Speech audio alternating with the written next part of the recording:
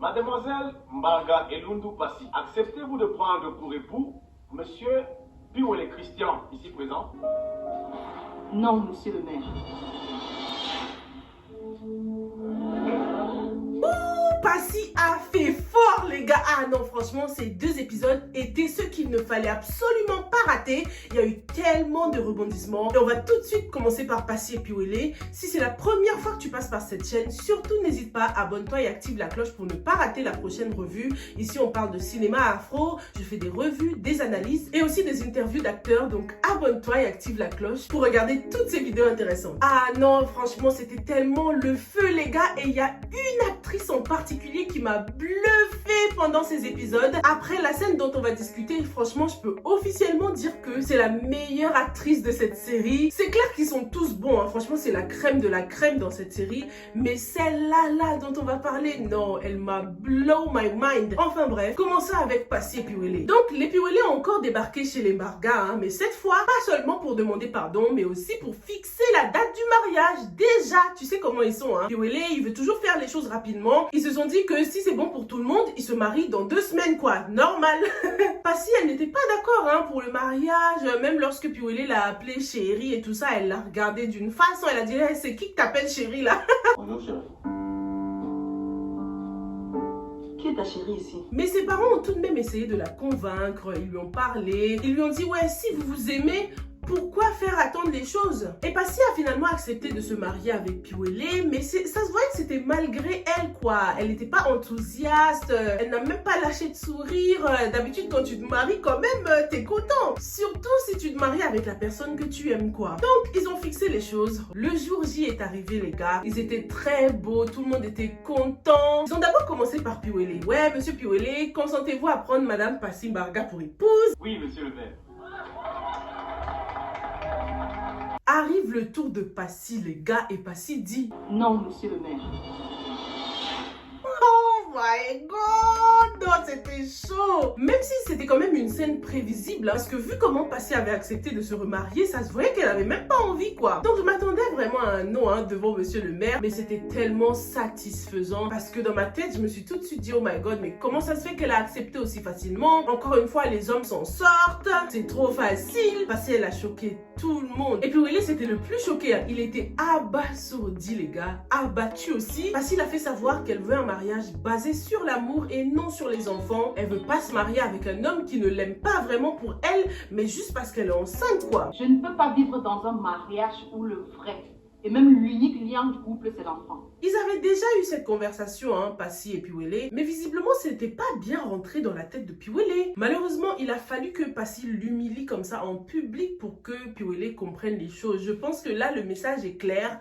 Passy ne veut pas se marier juste à cause de l'enfant. Ah non, franchement, c'était chaud. Je me doutais que quelque chose allait se passer pendant ce mariage. Soit Passy dit non, soit Karine débarque, tu vois. Je m'attendais à voir Karine aussi, mais elle n'était pas là. Elle est toujours en train de préparer son sale coup. Je me demande bien ce qu'elle nous réserve, les gars. Ça va chauffer. Bill n'a pas écopé de 15 ans, les gars. C'était une blague. Bill a été libéré.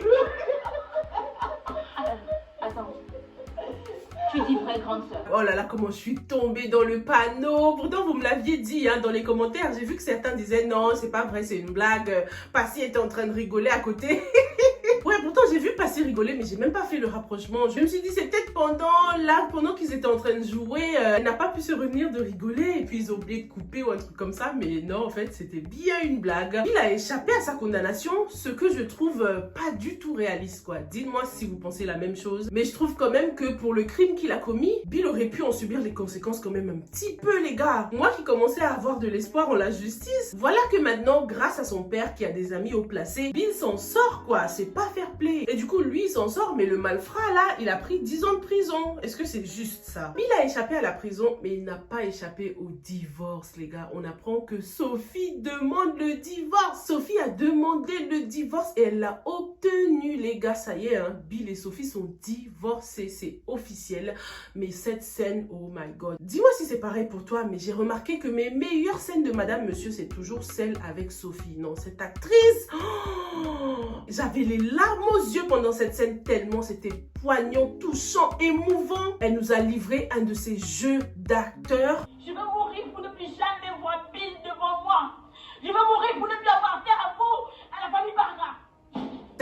pour moi, c'est vraiment la meilleure. J'adore son jeu, son naturel. Côté jeu d'acteur, en tout cas, c'est elle la meilleure pour moi, hein, personnellement. Dites-moi, vous, dans les commentaires, qui est votre acteur ou actrice préférée dans la série?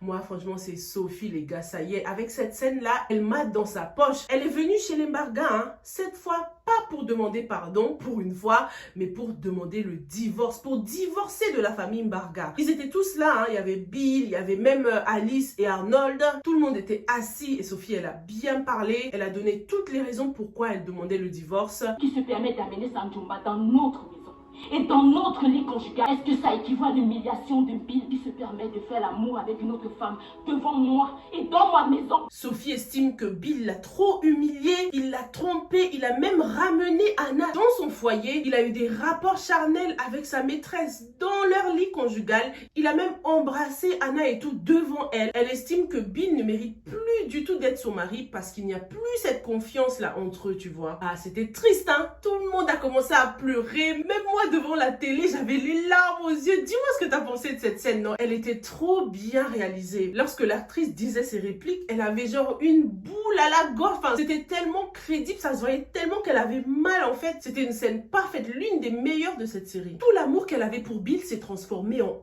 haine. Elle a dit qu'à cause de Bill, maintenant, elle vit tout le temps dans la peur depuis que leur enfant est handicapé. Sophie en a marre de Bill, elle en a marre de cette famille Mbargane, mais elle n'a tout de même pas oublier d'être reconnaissante, hein, envers Passy et sa belle-mère qui ont toujours été extraordinaires avec elle, quoi. Avant de partir, Sophie a déposé sa bague de mariage sur la table et elle a bien giflé Bill. Ah, c'était un joli départ, hein. Franchement, j'étais contente pour elle et très soulagée aussi. Après tout ça là, on aurait tendance à croire que Bill serait dans le mal, qu'il passerait ses journées à déprimer, à boire, comme il faisait lorsqu'il pensait que Sophie sortait avec Julien. Mais rien du tout, hein. Bill a dit quoi? Il a dit qu'il allait épouser Anna, s'il te plaît. Bill compte épouser Anna. Ce mec, il est tellement égocentrique. En gros, il a dit qu'il savait pas pourquoi Sophie divorçait. Normalement, la femme, elle doit supporter. Il a osé dire ça, hein. Il a osé dire que la femme doit tout supporter. Maman, une vraie femme doit supporter tous les coups. Quoi? Voilà Passy, par exemple, qui a encore accepté de porter la grossesse depuis après tout.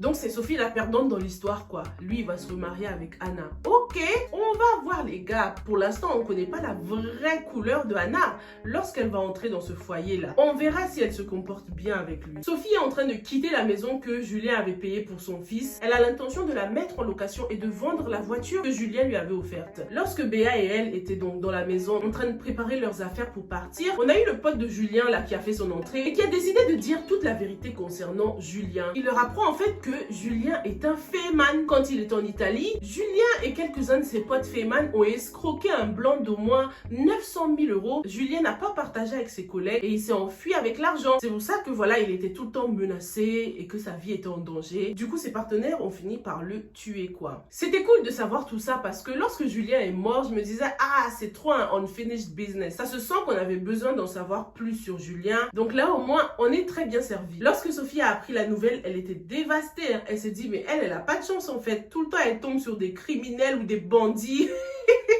Kim a accouché. Ah, c'était prévisible ça aussi, hein. Je me disais bien qu'elle allait accoucher cette semaine. L'accouchement était difficile, elle a eu beaucoup de contractions, mais elle a finalement eu un bébé en bonne santé. Du coup, je me demande, mais c'est quand qu'on va savoir que ce bébé n'est pas de Austin, les gars? J'attends que ça. Pour l'instant, en tout cas, ils nagent tous dans le bonheur. Pour une fois, il y a un petit rayon de soleil chez eux. Les belles-mères sont hyper satisfaites, hyper contentes. Et Kim et Austin aussi sont heureux comme Jaja. Après 5 ans de persévérance, ils ont enfin un enfant, quoi. Ça faisait du bien de voir un peu de positivité, mais on va voir si ça dure. Il y avait beaucoup de positifs aussi entre le gendarme et sa fiancée, là. Le gendarme a arrangé un coup avec Dorian pour tester sa copine pour voir si elle l'aime toujours. Lorsque la fiancée les a croisés dans la rue, elle a tout de suite sauté sur Dorian, mais son fiancé l'a vite fait savoir que c'était du fake. Il voulait juste la tester et il a l'intention d'aller voir ses parents pour officialiser leur relation. C'était très mignon, mais dans ma tête, je me suis dit, mais lui, donc, depuis le temps que t'es fiancé avec elle et tout ça, depuis le temps qu'elle te fait des reproches parce que t'es toujours absent, tu sais pas qu'elle t'aime. J'ai l'impression que c'est toujours à la femme de faire un effort, mais jamais à l'homme, quoi. Elle lui a dit ce qui n'allait pas. Ce qui l'a poussé à sortir avec Austin, c'est parce qu'il était très absent. Qu'est-ce qu'il a fait de cette information? Rien du tout. Ça m'a un peu donné l'impression que la meuf était desperate. Elle voulait absolument se marier. Je pense que ce couple a vraiment besoin de parler parce que c'était pas vraiment son statut de fiancé qui la gênait à cette meuf. C'était l'absence du fiancé, le fait qu'il n'était jamais là. Il ne lui accordait qu'une journée par semaine. Donc je pense qu'ils n'ont pas tout à fait réglé leurs problèmes. En tout cas, très content pour eux. Au moins les choses avancent. Au moins il a décidé de l'épouser. Pas comme Wafou qui a fait espérer Eliane pendant des années et qui n'a jamais rien fait. D'ailleurs, il a porté plainte le gars, une plainte bidon là. Il est allé dire à la police qu'on lui avait volé son enfant. Il leur a expliqué les choses comme quoi le nouveau mari d'Eliane s'est approprié son enfant alors que c'est pas le sien. Eliane était déjà enceinte avant le mariage. La police lui a dit, ah bah si elle était enceinte avant le mariage et que le bébé est né durant le mariage, c'est que le bébé appartient à cet homme parce que la loi dit que tout enfant né dans le mariage est celui de l'époux. Donc officiellement, le bébé appartient au mari de Eliane et non à Wafou. Wafou a tout perdu, c'est le début du commencement pour lui. Ça chauffe aussi pour Puchéri. Elle regrette de plus en plus de ne pas avoir donné sa chance à Amidou. La femme de Amidou est venue chez les Mbargha pour les remercier encore une fois pour tout ce qu'ils ont fait pour leur mariage et Puchéri s'est tout de suite sentie menacée. Elle croyait que Amidou était en train de faire en sorte qu'on la chasse pour que sa femme Awa prenne la place de Puchéri. Amidou lui a dit non, non, non, ne t'inquiète même pas Puchéri, ma femme c'est du high level. Je me suis très bien occupée d'elle. Je lui ai même ouvert un atelier de couture, donc ne t'inquiète même pas. Ta place n'est pas du tout menacée parce que de toute façon, moi, je peux jamais laisser ma femme travailler dans le même endroit que moi. En gros, Amidou, c'est un mec, mais responsable, bosseur, qui entretient bien sa femme, quoi. Quand Puchéri a entendu ça, oh là là, elle s'est dit, mais attends, est-ce que j'ai pas perdu l'homme de ma vie? Elle a commencé à regretter, la pauvre. Nice. Donc, Amidou, c'est un battant comme ça. Ah! Jusqu'à elle ouvrir l'atelier de couture à sa femme. Et voilà comment j'ai perdu l'homme de ma vie. Est-ce que vous pensez que Puchéri a perdu Amidou pour de bon, les gars? Dans un coin de ma tête, je me dis que peut-être que c'est un plan entre Amidou et Awa. Amidou aimait tellement Puchéri, il voulait pas la lâcher. Donc ça m'étonne qu'il épouse une autre femme comme ça, là. Amidou s'est-il réellement marié ou est-il en train de tester l'amour que Puchéri a pour lui? Dites-moi ce que vous en pensez dans les commentaires et je lirai certains commentaires dès demain dans la prochaine review, ok? Stay safe and stay blessed. Bye!